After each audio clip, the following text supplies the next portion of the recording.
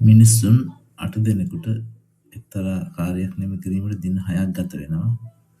මේ කාර්යය ආරම්භ වෙලා දින 3ක් යද්දී දෙදෙනෙක් අසනීප වෙනවා.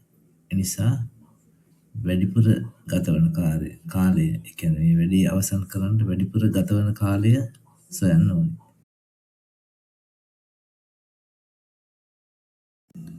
වැඩේ සඳහා යන මුල් දින ගණන. ඒ කියන්නේ 8 දිනාට දවස් 6ක්නේ. එතකොට 8 වරක් 6 48යි. මුලින් මේ 8 දෙනාම දවස් 3ක් වැඩ කරනවා. අපිට එතකොට හොයන්න පුළුවන් නිමා කළ වැඩ ප්‍රමාණය.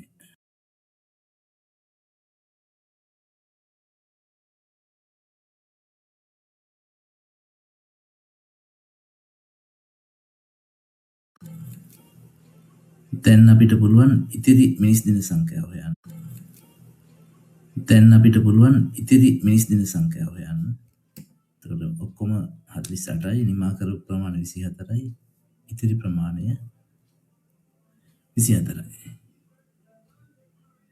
දැන් දෙදෙනෙක් අසනීප වුණ හින්දා තව ඉන්නවා 6 දෙනෙක්.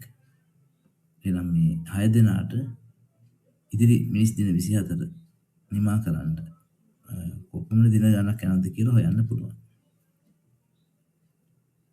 එතකොට තව දවස් 4ක් යනවා.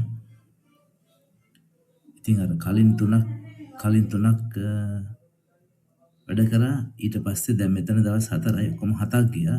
එතකොට මුලින් 6ක්නේ සැලසුමේ තිබ්බේ 6ක් යනවා කියලානේ. හැබැයි දැන් 7ක් ගිහින් තියෙනවා. එතකොට වැඩිපුර දින ගිහින් තියෙන්නේ 1යි.